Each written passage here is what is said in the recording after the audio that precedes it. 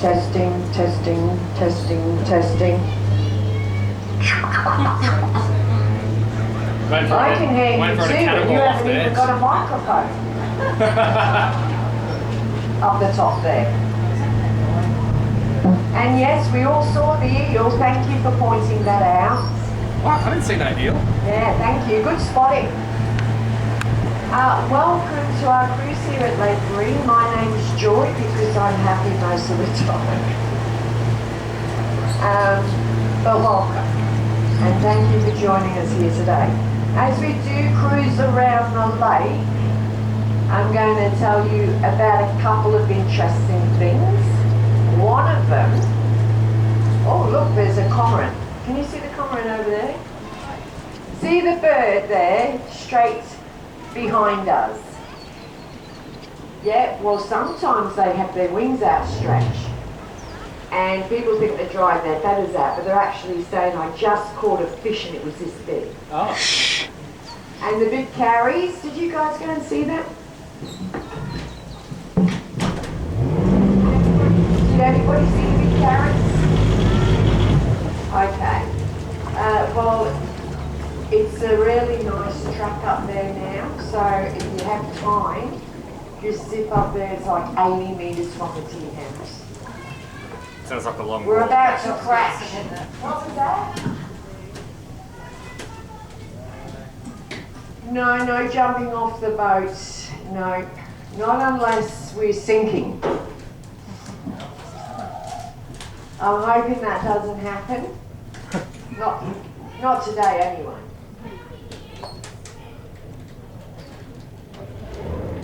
Actually, this lake, this water is beautiful for swimming. You have to ask your people, group leaders, if you can swim or not, but the water is beautiful. It is a little bit colder than it normally is. Yeah, that's cold. And we swim here often. We'll swim across the lake and back after work sometimes. A couple of days a week we go around the lake. Swim around it. So all these people.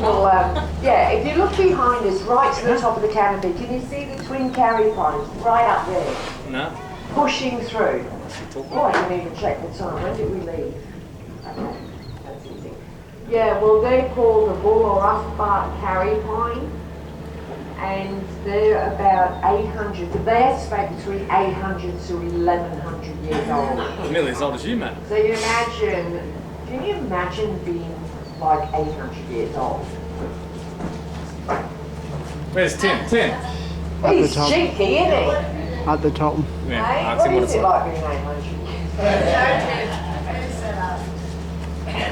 I don't need that at all. I know. No, it's just it's just crazy, all just standing there for that amount of time. Yeah, amazing big conifers. So they're not a pine tree, they're called carry pine, but they're a conifer, so they do get the cones. And be careful with the female cones. They're like a small pineapple and they weigh a ton. Oh. Smashed someone's window screen in the car park the other day. Then it fell on one woman's head, concussed her a bit. But she did have a bike helmet on, thank goodness.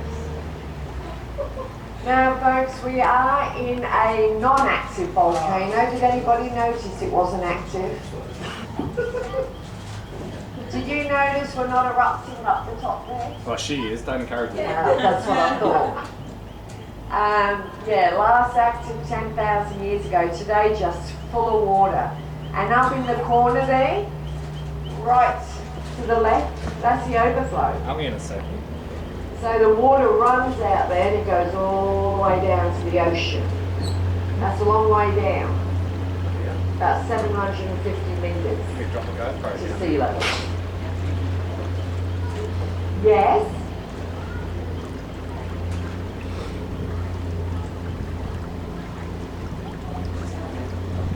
What was that? You want to have a swim, don't you? You can use her as an anchor. Have you got your cossie on? Oh my goodness, she's got a cossie. Well, I'll show you when we get back where you can jump in and have a little paddle. It's beautiful. Yes, good question. Well, if you read books about this place, it will say 65 metres. But we have free divers. We had a woman go down free diving about 2 weeks ago, and she went down to 80 metres. You know, so I reckon about 100 metres. So she's pretty deep. Who's going to hold her breath 80 metres down and back up? Not me neither.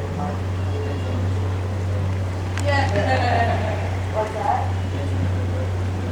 Yeah, right there. It's just so cold once you get. Oh, look at the birds with the grapes up in the tree. Kids, can you see them? Right up the top there. See the birds? There's 5 of them up there. Well, I think they heard you too. Now we're going to. This is what they do. I was in a kayak the other day and I'm thinking I'm trying to sneak past them, but then they flew from tree to tree in front of me all the way around. Okay, so 1,200 acre of rainforest. 1,200 acre. And a lot of trees fall in, just like this one we're passing. Because they lean out. Do you know what they lean out for? Yes. Could you put your hand in the air? No, you don't have to do that. I miss my school teacher days when the children would go, yes, Tim down the back there. No, not Tim again, because you put your hand up too often. No, I was never a school teacher. So, yeah, this is what you call a closed canopy forest. In other words, there's not a lot of daylight that gets through that canopy. So it's very dense, very complex. And they found out today, it's a whole new world under the forest floor. It's a network of fungi and roots that have been around for billions of years. And they found out that if a tree is losing nutrients, like a big kauri or cedar, it'll send messages through the network, and the other tree will send nutrients back, all via the root system. So all happening, been doing that for hundreds of millions of years. They're fascinating. Fascinating about how it all kind of looks after each other. Even the tall trees, they've got tinier leaves to allow more light to pass through to the lower tier trees. Oh, there's an elephant on the roof. Hey, there's another kauri. Can you see they've gone right up to the top there now? Okay. That kauri, that's the same as the twin kauris. That's about 500 years old. It's amazing how long they can live for. And that's also going to fall in the lake. But not on my watch. Yeah, not on my watch. They all lean out. And it's quite amazing. I'll tell you, when you swim around the lake, when you get halfway, there's a drop-off up to the rainforest. Well, it gets creepy. When the clarity of the water is crystal clear, you can see the tops of the trees. They're dead, remember? They look like big fingers trying to grab you as you swim over them. And the guy, not the chick, went down 80 metres. She got a little bit spooked because she saw the same thing. So I reckon the trees fall in and they slowly go like that. It's all sorts down there. We pulled a bathtub out of there the other day and it was on a set of skis. So it was from the war period. And what happens, it had a shower nozzle, so the faster you went in the bathtub, the more water came out. It's true. And every word I've told you is true. Go ask Steve. Yeah. He'll show you photos of the bathtub. They'll ask him. And will you say sorry, George? Did I get? Highly doubt that. No, there is. The diver, one of the scuba divers, pulled it out. And the problem with him pulling it out, we've still got the skis, we've got the shower nozzle, but the tin bathtub just disintegrated. But yeah, apparently they used to have braces behind the little putt-putt. And the faster they went, the more water came out of the shower nozzle. Fun times. I've pulled miles of rope out of this lake and with a bucket of cement on the end. So what was on the end of that? It was right out there in the middle one time. Has to be a body. 2 days. That's a joke. You can tell when I'm joking because I laugh at my own jokes and it's really sad. So to speak. Really sad. Well, it's sad for me too, I suppose. I'm just going to have a quick look up the front and then we'll go to see the back. Are you not in the shot? I don't know about this engine.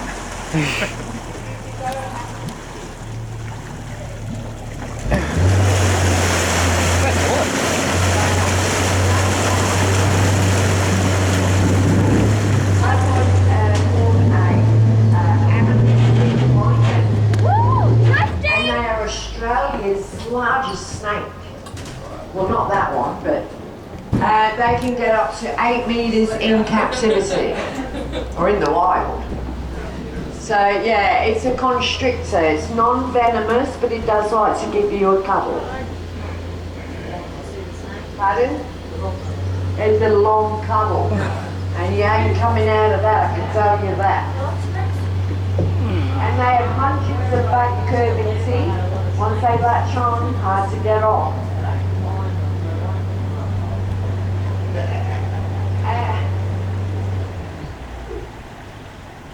You knew somebody like that? Yeah. Well, I always say, well, if you're ever out bushwalking, take a little hip flask of alcohol. Because if one of these amethystine pythons does strike you or bite you, just pour a little bit down its throat because it'll let go. And then you can, well, exactly, you can flush the wound out and drink the rest. Forget about the whole experience. Yeah. So there you scrub pine. It's named amethystine because each scale has got billions of little prisms with ledges that refract the light, so you get all these beautiful colours coming off them. If the sun was on him, you would see purples, golds, blue, known by the traditional landowners as the rainbow serpent. There you go. Yeah, that's for real. So they have a lot to do with their story times about the beginning of this crater.